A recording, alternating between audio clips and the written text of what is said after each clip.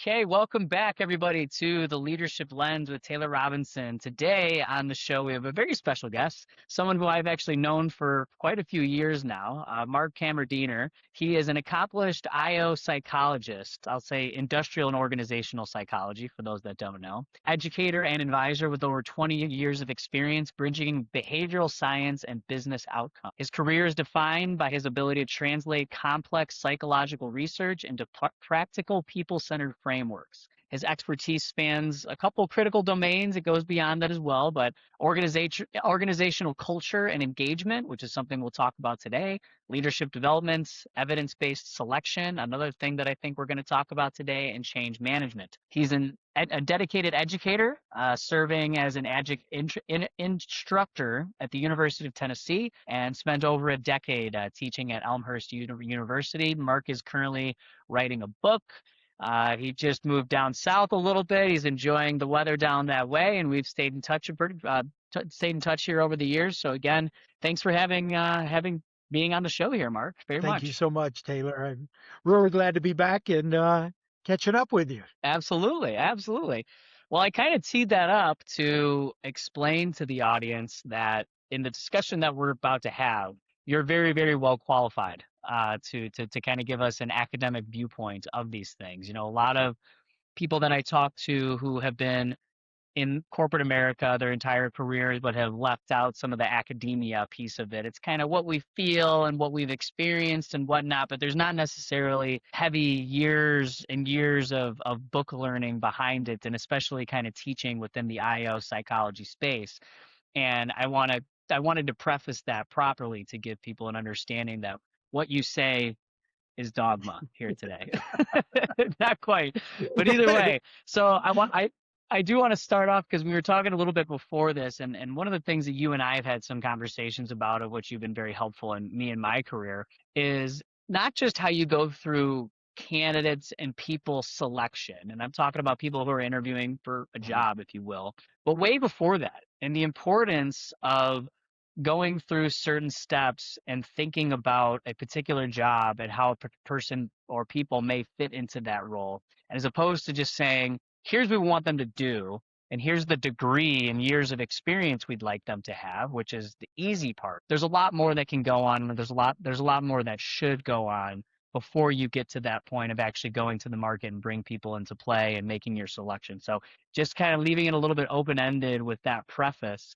What are some of the things when an organization wants to fill a new role or an old role because somebody left through attrition, and what should they be thinking about before they go straight to the market? They go straight to just building a job description and posting it out. Yeah, I think, as my brain goes probably 100 different directions right here, but to organize it, essentially what we have a tendency to do is really focus on being quick to hire. So we jump out there and say, we're trying to do a good job, but we jump out and say, what's the quickest way we can hurry up and get this posted, get this out here, get the position filled? And that is very important. The challenge is that a lot of times we're too quick to hire. And a topic for another day is we're probably not quick enough to fire, but that's another aspect. But the focus is that a lot of times we don't take the time, we're not patient enough to really look at what are our expectations for this position. So there's expectations for the company, and certainly there's the company culture that has to be looked at as well. And there's, expectations of the job itself, but how do you put those together? And I think the challenge for a lot of organizations is that they have a tendency to focus on the job and what the job needs, but they don't focus on how it really fits with the culture and what do they need. And, it's easy to go out now, especially with technology, with AI, to go out and say, well, I need this position, give me a job description. And essentially, it'll give a pretty good general basis of what the job is. But the company really has to think about, is this really the job we're looking for? So you could take any position title, just for fun, we'll take an engineering manager position. Well, in one company, an engineering manager could be more of an entry level management position. In another company, it may be a smaller company, that may be the most senior management person within the company. The pay ranges may be completely different and the expectations can be completely different, even though they have the same title. So I think the real key is really taking a look at what are the specifics that are needed for this job. Use the technology that's out there. Go look at AI. Go look at Google aspects. Go look at ONET, which is an organizational network of job descriptions. Go look at those things. The key is you have to tailor it to your organization. 100%. And I want to, you brought up culture and how this person will fit within your culture a couple times there. Culture's tough Yeah. because it can be very difficult to answer the question, what is the culture of the business? And I tend to try and ask my clients that. And what I tend to get is either tends to go two ways. One, the person has never been asked that before and they're trying to come up with it on the spot. Or two, it has been asked of them and it's almost something that the business screams from the mountaintops and says, basically this is our canned Yeah. response. This is what our culture is. Maybe that's what they want it to be. Maybe it is what it is. Maybe it's not what it is. But from your experience, how does a company really go down to delivering knowledge and education on themselves around what is our culture, and how do you have it not be an opinion of what you wish it is or what you want it to be, but what it really truly Yeah, is? exactly. And that you're absolutely right. That's a tough position. And I think one of the things is a lot of times organizations do a really good job of putting, statements up on the wall, of a Hmm. wonderful vision, mission, values, all of those things. But to your point, the question Yeah. is, do we really follow them?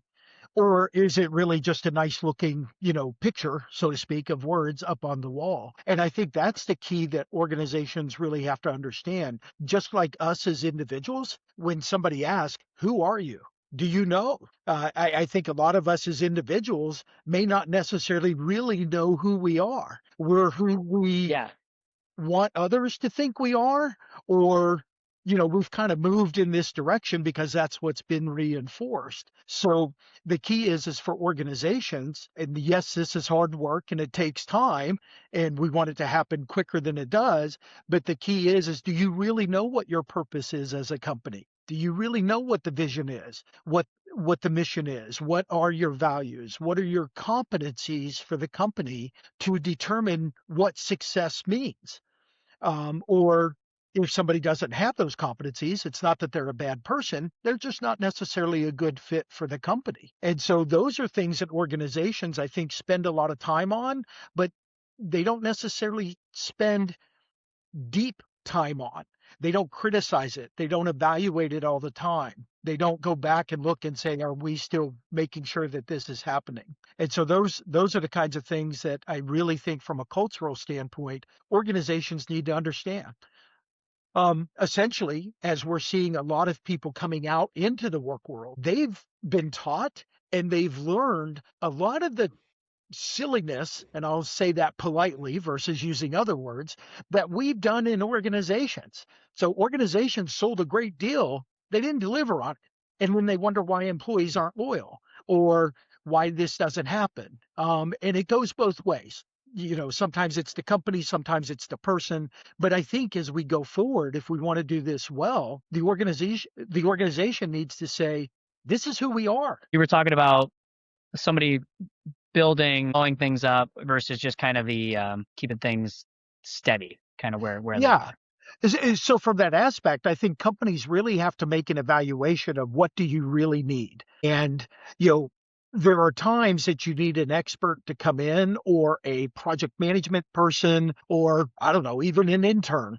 So depending on what it is, it may be a 6-month project or maybe it's a couple of years, but you want to get from one point to another. Well, you don't necessarily have to quote hire that person thinking that it's going to be a 20-year commitment. Mhm. Um, nothing's guaranteed, of course, but the aspect is maybe you go out and find that expert for that particular project, you could hire them full time on the company and, certainly take care of them, but they know going into it, I'm here to do this project, I'm here to get this done. There we go. Well, if their personality doesn't quite fit with the culture as well, but their skills are phenomenal, well, there may be a little bit of forgiveness there.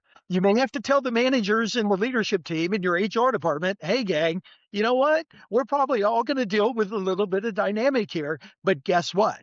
The return on investment is going to be huge. Now, on the other hand, if you're looking for someone to come in and operate the business and they're a consistent force that's going on, well, you don't want somebody who's necessarily only focused on one technicality and then basically they're done. Because now all of a sudden you're going, wait a minute, why isn't this person growing? Why aren't they moving forward? Why aren't they taking care of things?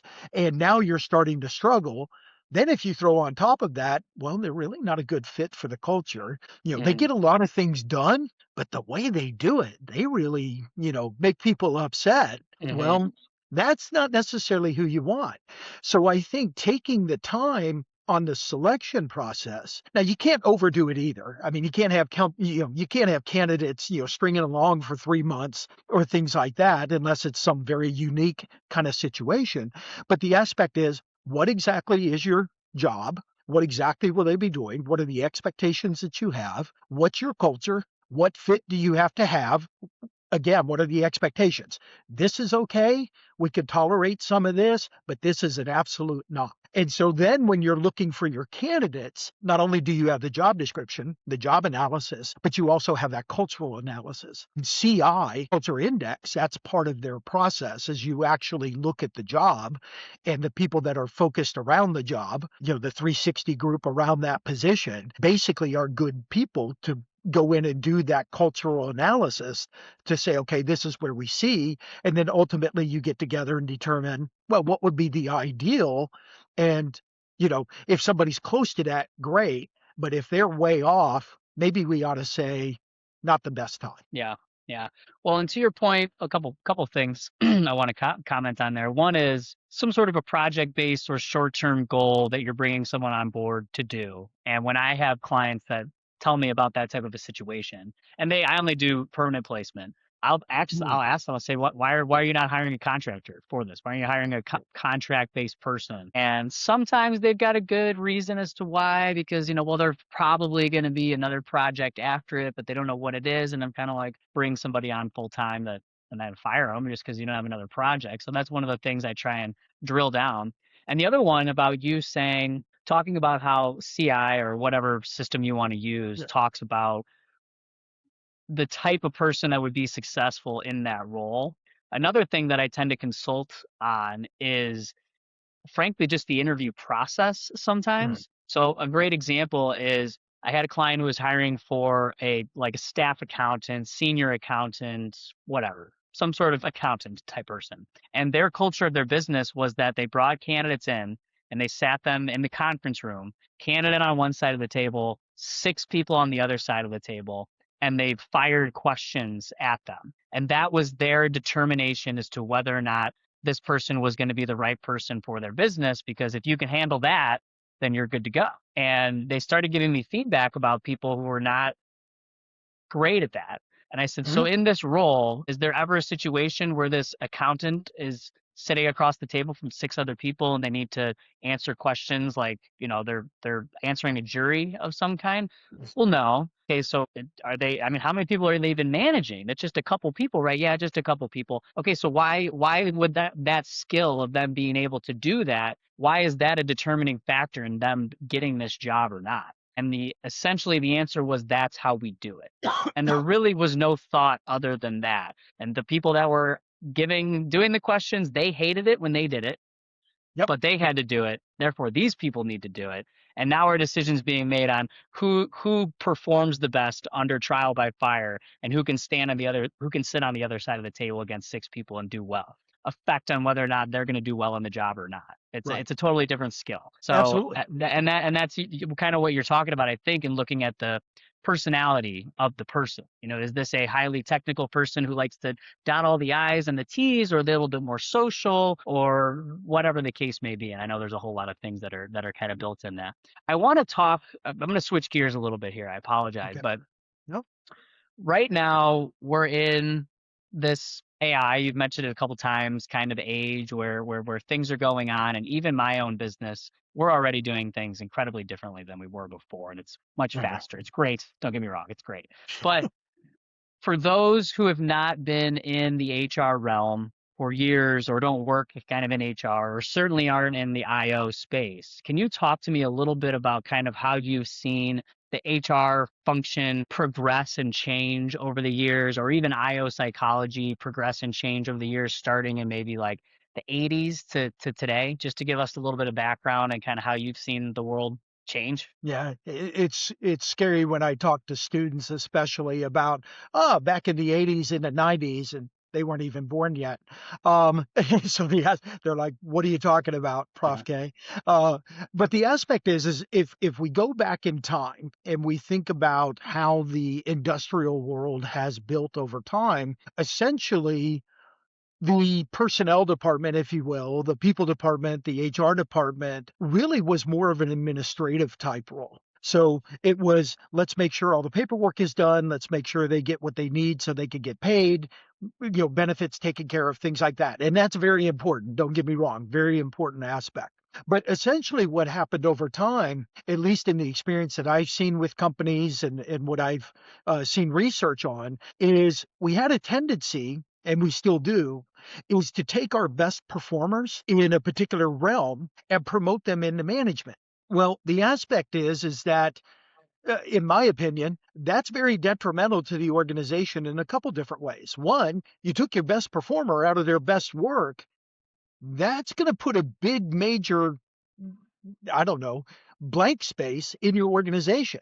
Now you're desperately trying to backfill that in order to get there. And that you may not ever be able to do that. The other thing is a lot of time the people that are really good at their jobs, they're the technical experts, no matter what field it is. A lot of times they're not necessarily the best managers. And it's not that they're not good people and that they don't care about others. That's just not what they're focused on. I mean, when I meet with people and I talk about management, the expectations of management, I hear a lot of people talk about the technical skills that are getting done and how they enjoy doing that. Well, wait a minute. This job is paper pushing. This job is relationship building. This job is blocking and tackling, if you will. It's not I'm the quarterback or I'm the running back and I get to score, the touchdowns. No. You're actually on the sidelines helping other people get the job done. And so that's what you have to be focused on. So your success is how the team does, not necessarily what you do. So it's just a different set of competencies and a different set of dynamics, even personality aspects. So Hmm. people can learn the management side. Don't get me wrong, they can do that. The question that I have for organizations is, do you really want that?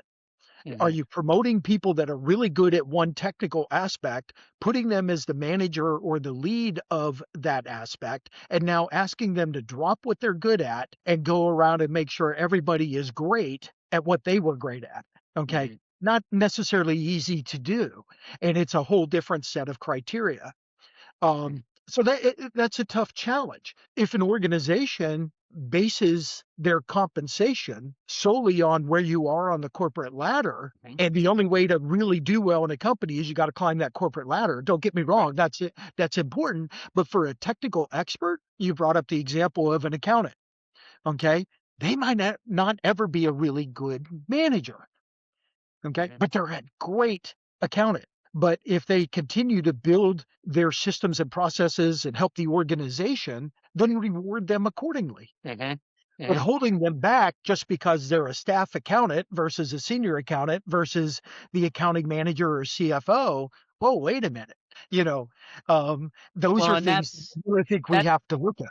you went in the direction that I was going to take with my next question, because that's what it is. For this type of employee, this is our compensation range. And once you hit the top of that range, there's no going beyond it. unless you move into some sort of a managerial role or a different role entirely within the Right. business. And pretty much everybody wants to make more money. And so if you say, hey, the only way you're going to make more money is to get into a management role, then bring it on. I'll do that. I don't even really want to do it. I might not Right. even be that good at it, but if that's what you're telling me I got to do to make another 20%, then that's what I'm going to do. And I don't know of a lot of organizations that kind of have this almost non-existent compensation barrier for Yeah. people who are working in semi-individual contributor type roles. It just I doesn't think seem to from work. And that's why a lot of people go to contract because they can exactly. make more money in contract in Right. shorter stints and they can bounce around and they can really flex their technical capabilities, get the job done and go, which is what they like to do. So how do you do that if you're running a business? You know, you got So exactly. And I think from the aspect, there are some people that are probably better at that contract aspect. And right. that's a good fit. I think from a company standpoint, what I recommend is when you look at the positions, what's the return on investment that that position is giving to the organization? So you may have some positions that are, if you will, lower on the corporate ladder standpoint, but they may be bringing in some phenomenal return on investment for your Hmm. organization because that position, that person is able to do that. Well, Yeah. take care of them because Hmm. if you don't, somebody else will. Just Hmm. be real clear. Um, Yeah. so, but the other aspect is, to your point, is somebody taking a position because it's just about the money? Well, the aspect may be, is this really what you want? Well, no, I don't want that. I really like doing this job. Well, okay, well, what can we do to grow that job to make it more or a bigger return on investment so that we can justify paying you more money for that Hmm. role? Well, again, you're keeping the technical expert in their role. They're probably happier about that. Okay, I don't want to do that management thing because one, I may not be comfortable with it, or I don't know what to do, or again, that's not my expertise. But a lot of times companies want to put everything on on a person's plate. I think the aspect of where AI really comes in now is what's that tactical processing that's going on that you may be able to unload onto technology that Hmm. can take care of the analyzing, the data processing and a lot of things like that. And now the person that's in that role can get much quicker information and make a better decision on where to go. Hmm. Now, I will put my caveat when AI replaces the decision making of a person, I think we've crossed the line. And certainly, if AI is taking the place of relationships and working together, we have definitely crossed the line. The, the Well, human the human factor still applies in businesses, and I realize yeah. there's a lot of people that would be happier without the human factor. It probably would be a lot Yeah. easier, but Yeah. the reality is you still need human decision making. So, Right. Right. again, from a compensation aspect, where do you want to grow your business? Do you want to take the risk of losing great people? Or do you invest in great people, but not putting them into dynamics that they're going to completely fail? Hmm. And if you know Yeah. that up front, then take care of that. Yeah. Yeah. You got me thinking. You got me thinking. Right. I agree with everything that you said, and there's no doubt about it. And I think the assumption also tends to be you want to move up the corporate ladder. Like that's the assumption of like that's the success of business Yeah. typically within a career is to move up the corporate ladder. The places where I see that not taking place, the two areas where I see it most often are engineers and salespeople. I see a lot of resumes of salespeople when we're looking for sales leadership who have been in the sales for many years. They make awesome money, and there's this stints in their background where they managed a team for 2 or 3 years, and then they went back to being an individual contributor. And if you Yep. ever ask them why they did that, they're like, it was so much. I didn't like it. I Right. can make more money in sales, and I'm better at it, and I don't have to deal with all the people side of things. And so a lot of them go through that, and it's kind of the same thing with engineers. Engineers like the project, they like the success of figuring things out, but they don't necessarily want to figure the people out. Like that's not Right. no, that's not really kind of how they go. Other than that, moving up the corporate ladder tends to be what people want to do. And some people get to that point and the Peter principle takes over and they say, this isn't really right for me. But Well, Yeah. I think that I think to that point, Taylor, I guess the question that I would have, as I've gone through my career and I wanted to be at the top of the ladder and I wanted to be all that, and fortunately, I feel that I've had a very successful career and got there. The political pain in the rear end when I got there, I realized, wow, I didn't even think about all of these other dynamics. I Hmm. could do it, but in reality, it was very stressful. It was difficult. It was challenging. And, yeah, the money was good. Don't get me wrong, but was it really worth it? Yeah. And again, for some people, yes, it is. And I think there are some good folks. But I also think, no offense to all my friends in the C suites, but if they had their option of staying in their technical roles and still making the money that they're making, Hmm. would they have moved into the C-suite or Yeah. would they have stayed? Now, some of them would have moved into the C-suite and they should, but some of them probably would have said, it was either this or I'm cutting my career short. And Yeah. that's the dynamic. I'm hearing a lot of younger uh, people, students that are graduating that are like, hey, I saw my parents go through all of this crap. I saw all of my friends' parents go through this stuff. You know what? Yes, money is important. I want to make money, but I don't know that it's worth it to put up with all of this. And again, as executive management, if you really do divide the number of hours that you work by the salary that you make, well, you may be close to minimum wage, more than you think you are. So Yeah. the aspect is it really worth it? And again, to the point that we said earlier, those that really love doing that kind of work, they're very visionary, they're very focused, they know how to lead groups to do that. That's who you need there. Those that appreciate that, they may get it, but they're better off at a maybe quote lower level, more technical level. Focus in there. Yeah. I'm gonna reiterate that point a little bit here because I know a lot of founders, I know a lot of business owners, CEOs, people that are running their businesses, have sold their businesses, what have you. And I would bet all of them in their, more beginning years you'd say, hey, what do you want to do with this business? I want to grow it to the point where I can sell it, or I want to grow it to the point where I don't even really need to do anything anymore, and it just kind of runs itself. The ones that have gotten there, it's great. They're not complaining. But if you said when was the happiest time in your corporate career, they'd say was when I was building my business. That's more enjoyable and was more enjoyable to them to being at the mountaintop. They almost and now they want to sell it and they want to do it again. Right. And I'm here now. Like this isn't that fun. It's just kind of like it is what it is. But anyway, that's kind of what comes to mind here. So, well, I appreciate your time very very much today, Mark, and thank you for your insights. I think it'd be valuable to have you back on the show at some point. So we look forward to the next time that you're on here because there's a lot more that we can talk about. There's no doubt about it. And it's hard not to bounce around because between the two of us, we've got so many things that we can kind of go over that it's tough to stay on target. But that's kind of how this Absolutely. goes a little bit anyway. So thank you again very much so for your time. Next time I'm down south seeing my folks, I'll have to let you know and maybe we can connect. Absolutely. Thank you, Taylor. I really appreciate it. Yeah, you as well. All right, have a good one. Thanks. Take care.